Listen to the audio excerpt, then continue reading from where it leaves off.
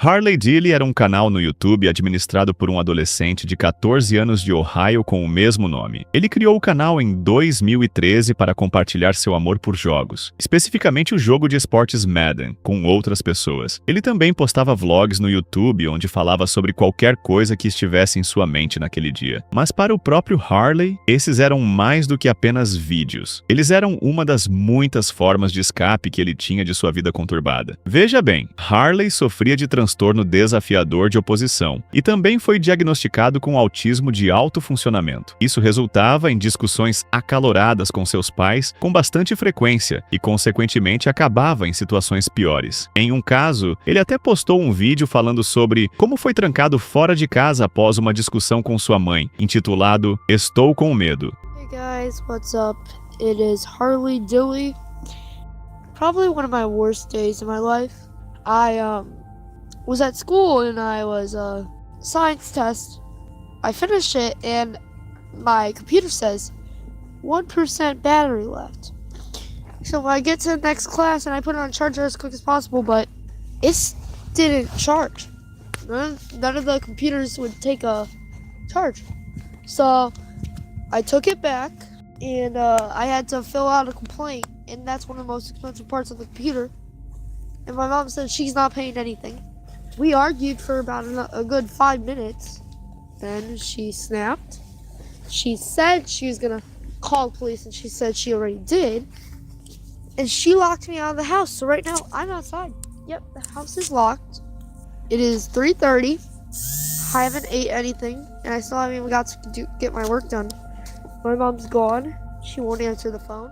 Também houve alegações de que alguns membros de sua família eram fisicamente agressivos com ele. Mas, apesar de tudo isso, Harley ainda era um garoto alegre que não queria nada mais do que jogar Madden e fazer seu canal no YouTube crescer. Infelizmente, essa ambição foi tragicamente interrompida em 20 de dezembro de 2019, quando Harley foi para a escola e nunca mais voltou. O dia tinha começado difícil. Harley ainda estava chateado depois de discutir com seus pais na noite anterior, pois eles se recusaram a substituir seu smartphone quebrado. Ele também não queria ir à escola naquele dia, mas sua mãe, Heather, acordou cedo naquele dia e, após mais discussões, o convenceu a ir. Ele saiu de casa pouco antes das 7 horas, mas de alguma forma ele esteve ausente da escola e também não voltou para casa naquela noite. Harley havia desaparecido sem deixar rastros. Surpreendentemente, sua família não relatou seu desaparecimento até as 23 horas e 50 minutos de 21 de dezembro, quase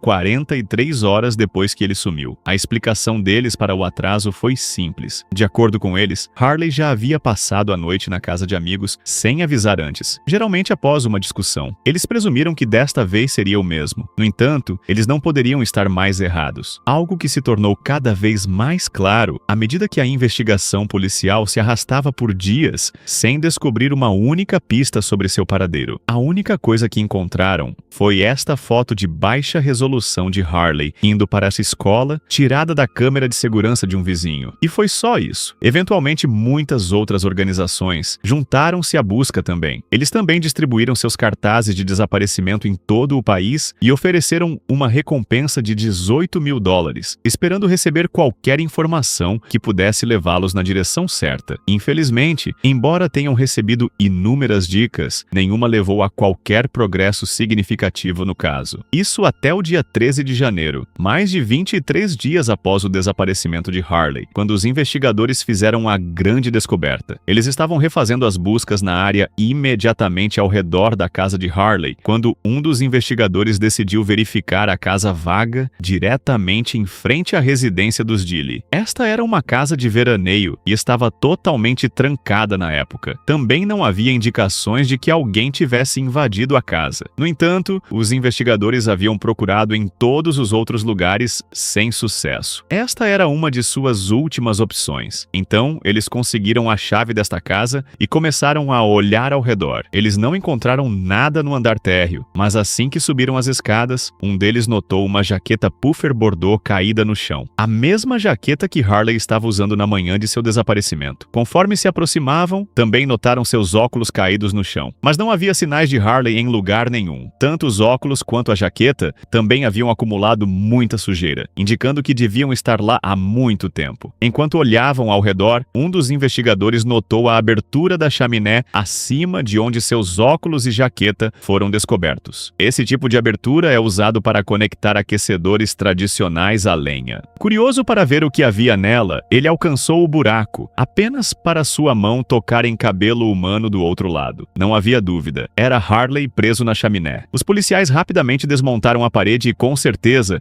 encontraram o corpo de Harley lá dentro com os braços erguidos acima da cabeça. Uma autópsia posterior concluiu que ele provavelmente faleceu no dia em que desapareceu. Sua posição particular no momento da descoberta também ajudou os investigadores a montar o que pode ter acontecido naquele dia. Segundo a história, Harley não queria ir à escola naquele dia, então decidiu passar o tempo na casa vaga até a tarde para fazer parecer que tinha ido à escola. Mas, quando não conseguiu encontrar uma entrada pelo andar térreo, ele subiu no telhado usando a torre da antena ao lado da casa. De lá, ele olhou para a chaminé e viu uma queda relativamente curta e escolheu descer por ela para entrar na casa. No entanto, o que ele não percebeu foi que esta chaminé não levava a uma lareira espaçosa. Em vez disso, ela apenas se conectava a algumas pequenas aberturas para a exaustão do aquecedor, deixando-o preso no fundo. Devido à maneira como ele desceu, sua jaqueta provavelmente já estava meio removida, então ele a empurrou pela abertura para liberar algum espaço e seus óculos caíram também. Infelizmente, não havia mais nada que ele pudesse fazer naquela posição. Seu peito estava pressionado firmemente contra a parede da chaminé, tornando impossível respirar, resultando em ele sucumbindo lentamente à asfixia. Simplificando, isso não passou de um trágico acidente. Agora, dada essa conclusão, o caso de Harley deveria ter terminado ali. No entanto, algumas pessoas, especialmente seus espectadores no YouTube, não ficaram satisfeitas com o relatório oficial. Muitos deles acreditavam que isso não foi um acidente. Rumores começaram a circular na internet de que a morte de Harley foi, na verdade, um assassinato cometido por sua própria família. Um dos primeiros grandes pontos de discórdia foi sua jaqueta, já que em uma das imagens de evidência, ela podia ser vista pendurada na porta. Esses críticos alegaram que isso era prova de que toda a história era uma mentira. Alguns também argumentaram que os sapatos que ele usava em sua última foto não combinavam com os que os investigadores encontraram nele. No entanto, apesar do ceticismo, a polícia manteve seu relatório inicial. Quanto à questão da jaqueta, revelou-se que não passou do resultado de um dos investigadores inexperientes, movendo erroneamente uma evidência importante. Dito isso, qualquer que seja a verdade, isso não muda o fato de que a comunidade do YouTube perdeu um criador genuíno e apaixonado. Elliot Eastman era um homem de 26 anos de Vermont. Ele passou a maior parte de seus primeiros anos na pequena cidade de Heinsberg. A vida lá era calma e pacífica, mas com uma população de menos de 600 residentes, também era bastante entediante. Elliot queria fazer algo mais com sua vida. Então, com seu amor pela natureza e exploração em mente, ele economizou algum dinheiro e viajou para as Filipinas, perto do final de 2023. Ele queria percorrer lentamente todo o país e testemunhar sua beleza em primeira mão. Mas apenas alguns meses depois de sua viagem, ele conheceu uma mulher local chamada Karisha Jaila. Os dois começaram a namorar e se casaram apenas alguns meses depois, em julho de 2023. Então, em janeiro de 2024, Elliot começou a postar vídeos no YouTube documentando sua vida nas Filipinas com sua esposa. Seus vídeos eram simples, sem nenhuma música exagerada ou efeitos de edição malucos, mas pareciam autênticos e reais, permitindo que ele acumulasse uma base de fãs pequena, mas dedicada. No entanto, seu conteúdo teve uma mudança massiva em maio de 2024, quando ele decidiu se mudar para a vila à beira-mar de onde sua esposa era, no município de Sabuco. Infelizmente, não demorou muito para que isso se transformasse na pior decisão que ele já tomaria. Veja bem, Sabuco faz parte do que é conhecido como a Zona Vermelha nas Filipinas. Simplificando, esta é a seção mais perigosa do país, especialmente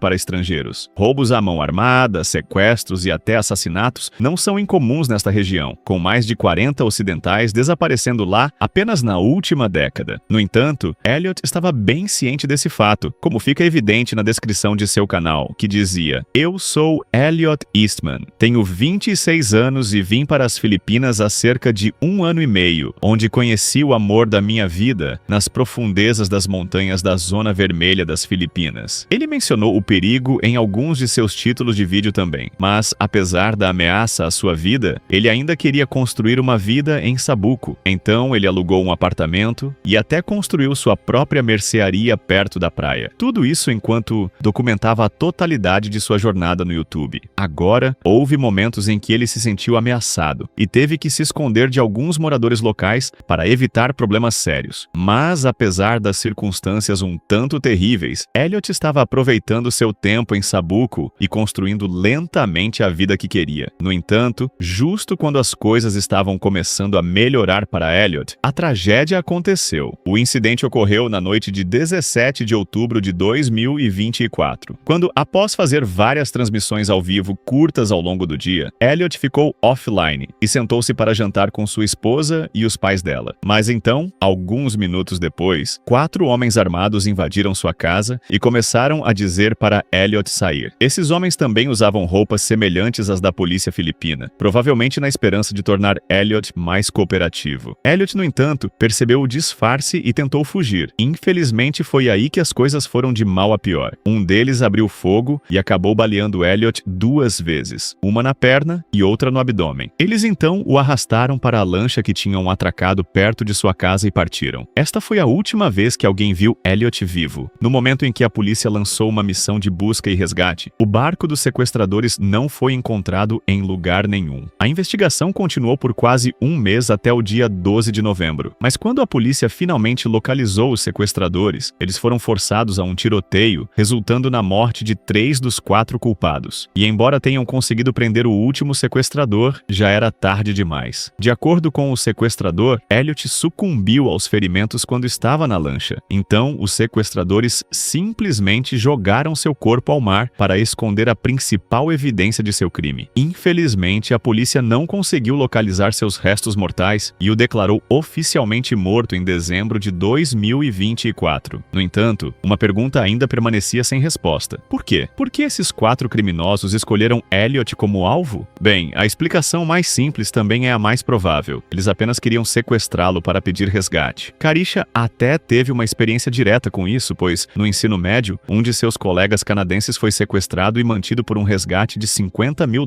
americanos. Dito isso, há também uma segunda explicação potencial que tem a ver com o negócio paralelo de Elliot. Veja bem, enquanto operava sua mercearia, Elliot também começou a emprestar dinheiro aos moradores locais com juros de 20%. Um agiota local provavelmente o viu como um concorrente e procurou eliminar Elliot antes que ele tirasse mais de seus negócios. Isso também explicaria por que os invasores foram tão rápidos em abrir fogo se quisessem mantê-lo para resgate. Independentemente do motivo, o resultado final foi a perda de um jovem tentando construir uma vida para si com sua esposa em uma terra estrangeira. Seu canal no YouTube agora permanece abandonado, com seus muitos envios servindo como prova da vida que ele um dia viveu.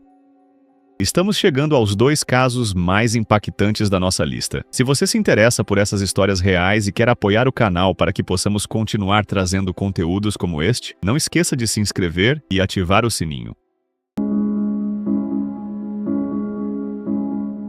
Benjamin Partardieu, conhecido online como Warner the Goobermeister, era um criador de comédia no YouTube que se concentrava principalmente na criação de um gênero de memes conhecido como YouTube Poops, que é um subgênero de humor online que gira em torno de pegar clipes de outros programas, geralmente desenhos animados, e editá-los para ter um tom bizarro e muitas vezes sem sentido. Com o tempo, o canal de Benjamin acumulou mais de 8,7 milhões de visualizações, mas após seu envio em 21 de dezembro de 2021, ele desapareceu de repente da internet, deixando seus fãs se perguntando o que poderia ter acontecido. Infelizmente, o motivo de seu desaparecimento foi muito mais trágico do que simplesmente ficar entediado e seguir em frente com o canal, como a maior parte de seu público havia assumido. O incidente ocorreu em 27 de janeiro de 2022, quando seu irmão mais velho, Chris, tentou contatá-lo muitas vezes, mas não obteve resposta resposta. Sem outra opção, Chris ligou para a polícia por volta das 20 horas para verificar seus pais e seu irmão mais novo. Quando os policiais chegaram à sua casa, as luzes estavam acesas, mas ninguém atendia a porta. Após repetidas batidas, os policiais souberam que algo estava errado, então decidiram invadir. Mas nada poderia tê-los preparado para a cena horrível que viram atrás daquela porta. Lá dentro encontraram os corpos de Benjamin e seus pais, todos com ferimentos visíveis de bala. No entanto, o que parecia um assalto que deu errado, revelou-se muito mais trágico. De acordo com a investigação, tanto Benjamin quanto sua mãe, Deborah, foram baleados por seu pai naquela noite, que após cometer o crime, decidiu acabar com as coisas para si mesmo também. A notícia deste incidente foi um choque enorme para os espectadores de Benjamin, já que ele nunca havia mencionado problemas familiares antes. Chris mais tarde criou uma página no GoFundMe em novembro de 2022, que não apenas permitiu que os fãs de Benjamin apoiassem o único membro vivo de sua família, mas também deu algumas informações sobre o que pode ter acontecido. De acordo com Chris, Benjamin nasceu em 2005 e logo foi diagnosticado com autismo. Isso tornava difícil para ele interagir com as pessoas pessoalmente. Por causa disso, ele estudava em casa e com apenas 8 anos começou a postar no YouTube, esperando fazer amigos e encontrar um senso de comunidade. Infelizmente, a condição de Benjamin estava longe de ser o único desafio que sua família teve que enfrentar. Deborah também sofria de danos nos nervos após um acidente, e o pai, Gregory, também havia sofrido um acidente de carro no passado e mal conseguia andar. Além disso, a família também estava lutando com graves problemas financeiros, o que poderia explicar por que Gregory sentiu a necessidade de tomar uma medida tão drástica, aparentemente do nada. Como Chris coloca, meu pai era um homem orgulhoso. Ele tinha vergonha de pedir ou procurar ajuda. Embora o conteúdo de Benjamin fosse um tanto de nicho, ele deixou um grande impacto naqueles que o encontraram, com alguns até enviando novos vídeos em seu estilo para manter sua memória viva.